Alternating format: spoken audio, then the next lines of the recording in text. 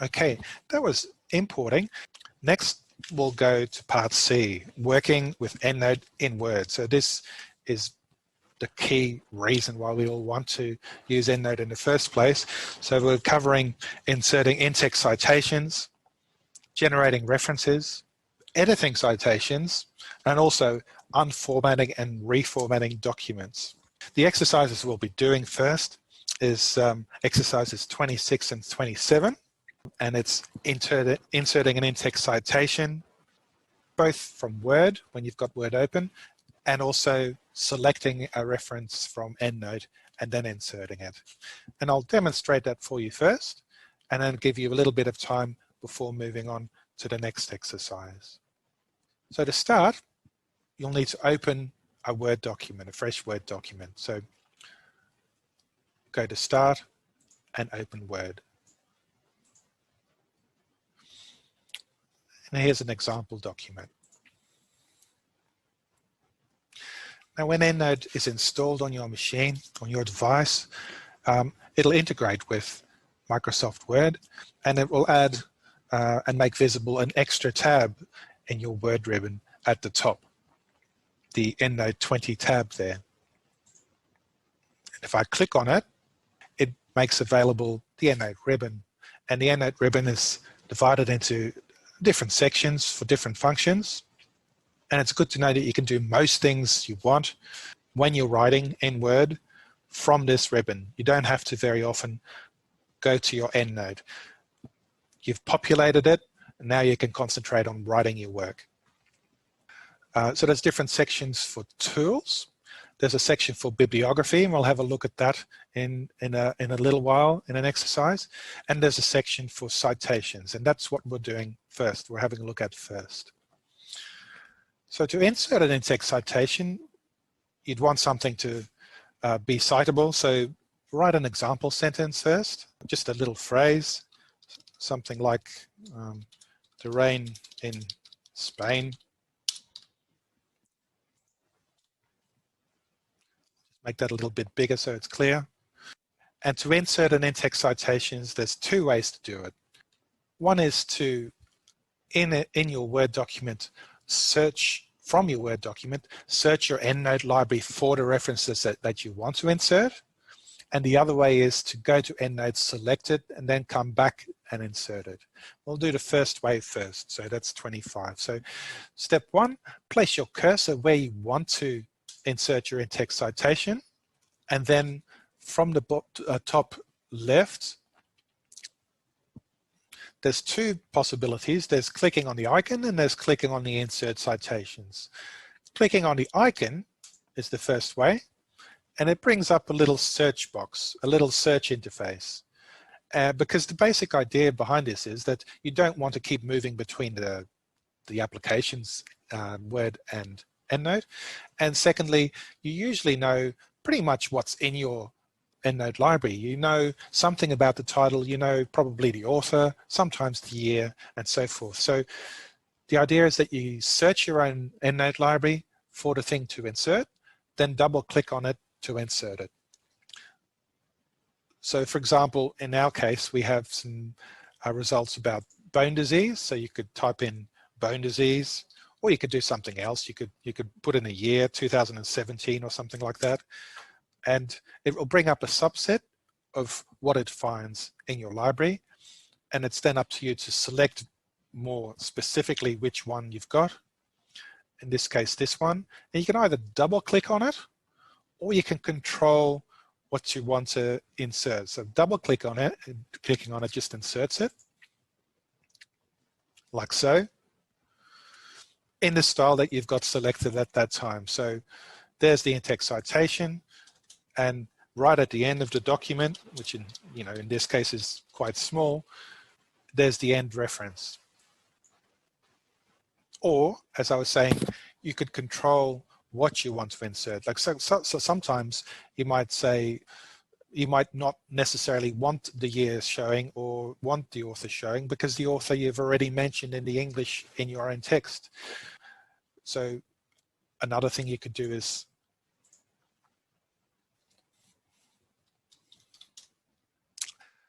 select one, but not double click, but right at the bottom there's an insert button, which allows you to choose what you want to insert. So you've got control whenever you want to as well. So you could just simply go on double clicking, or select by excluding the author, or putting the author outside the brackets, like so. And another thing you could perhaps do, sometimes get a question about how do you join different references that you have yourself. For example, if the rain in Spain is information that you've gathered from a number of different sources that you want to cite, then you would put the cursor right next to that in-text citations there, and then insert the in-text citation. Again, searching for it and then inserting it. And that would automatically join it there.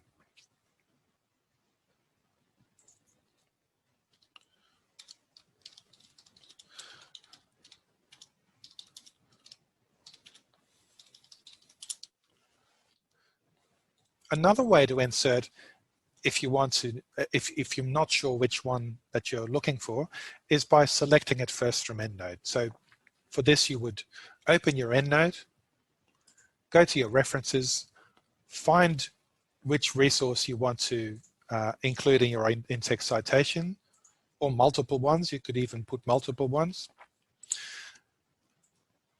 Then go back to where you want to insert those citations, and then instead of clicking on the icon, clicking on the little chevron and click on Insert Selected Citations, like so. So there's a question there about page numbers. That's the next exercise. But first I'll give you a little bit of time to do these two exercises. This is exercise 25 and 26, and then we'll move on to editing citations after that. I'll give you perhaps 2 minutes, I think, would be enough for you to try this out. There's two ways to select your citations. One way to find and select your citation is to use the icon. That brings up a search interface, allowing you to search your library. And at that point, you would select. So you could just pick one for the exercise from your selection and double click it to insert it. The other way is to go first to EndNote, click on something to select it, and again, wherever you've got your cursor, place it there, and then from the Insert Citation little drop down, click on Insert Selected Citation. Next part is editing citations. As well as just putting in in-text citations, you'll also want to control what else you want to have in those citations. For example, page numbers. Or you may be working from a secondary text and you've got a quotation in your secondary text. And so you may want to acknowledge the original author whilst also referencing the source you're actually using. To do that, you would use the Edit and Manage Citation interface. And this is exercise 29. And so I'll show you a little bit first, and I'll give you a little bit of time. You could either select a reference first before going to the Edit and Manage Citations, or you could simply click on Edit and Manage Citations, and it will bring up a dialog box. And at the top of the dialog box, there'll be a list of all the references that you have in your document at that particular time. As you can see, I've already got Lambert selected there. And at the bottom, you've got the place to edit your citation. So you could, at this point, control what you want to show, author, year or not, or you could put in your page number there, 23, or you could acknowledge your original author. For example, Lee as cited in with an extra space. And that would then display in your in-text citation. Secondly, and this is exercise 31, it's the case that you do need to use this Edit and Manage Citations interface rather than just typing things in yourself.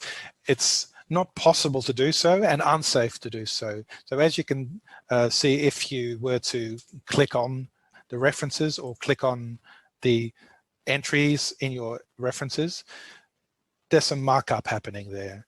The markup reflects the relationship that is there between the data in your EndNote library and the data in your Word document. That relationship is quite fragile. When you start messing about with it by just cutting and pasting bits and pieces, the risk is that that relationship breaks and that you'll no longer be able to use EndNote with your Word document. So your Word document corrupts, as it were. And this is going to cause a lot of work if that happens. So it's a bit of a big risk and a big downfall of this software to some extent. And so you have to be very careful by making sure that you use that edit and manage citation window. The same goes for if you want to remove citations. If you remove citations, you can't simply, unfortunately, cut it safely. Rather, you have to go to the Edit and Manage Citations interface, choose which one you want to remove, and then to the right, there's some drop downs there, which give you some editing functionalities. You can, at this stage, change the reference itself with information, but you could also remove the citation from this point by clicking on Remove Citation and then OK. And that removes it from your in-text citations. And if that's the only one, it removes it from your reference list. Perhaps take a minute to work with that, and then we'll reconvene for any further questions for editing and managing citations. All right, we'll leave it there. One important thing before we start wrapping up a little bit, and that's backing up your library. So there's a few extra activities there for later.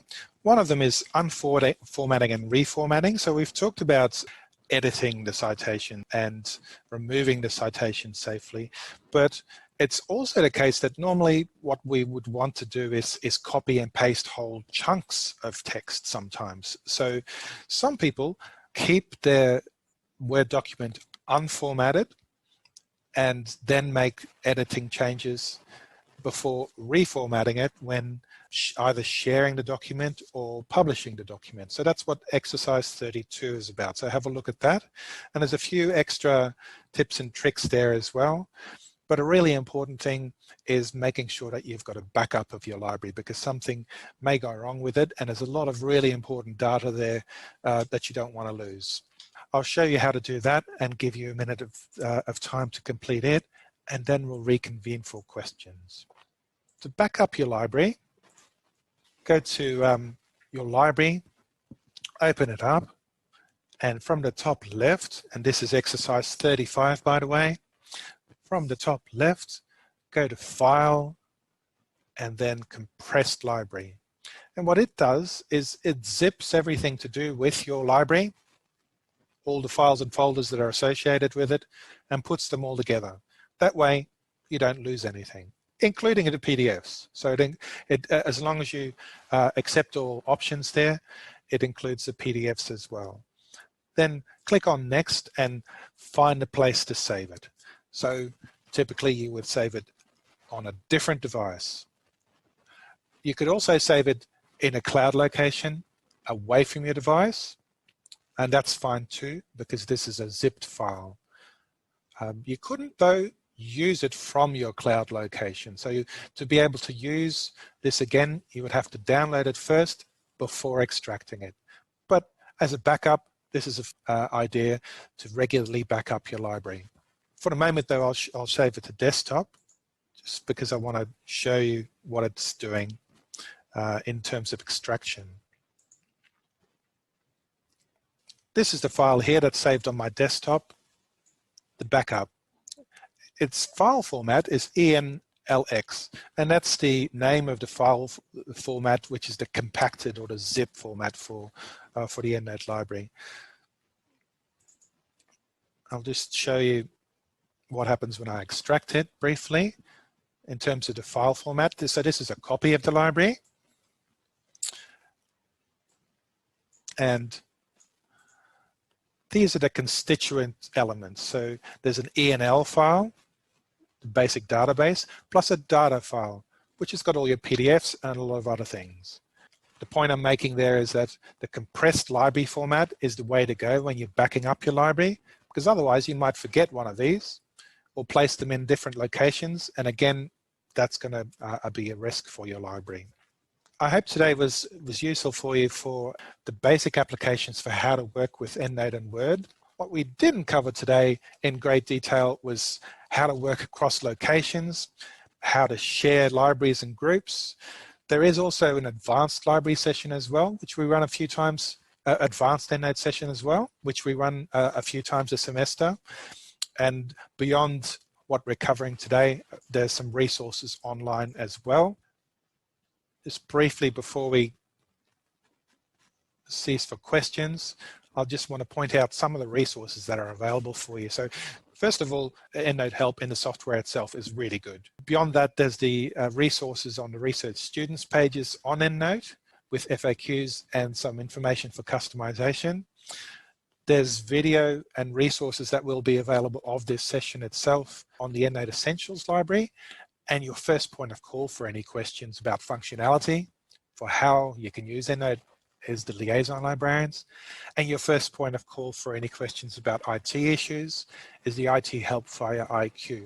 Then there's also the Clarivate website itself. It's quite good. It's got a forum, and for really tricky things, they actually have a client service as well. It's not great service, but they do help. It takes a bit of time, that's all.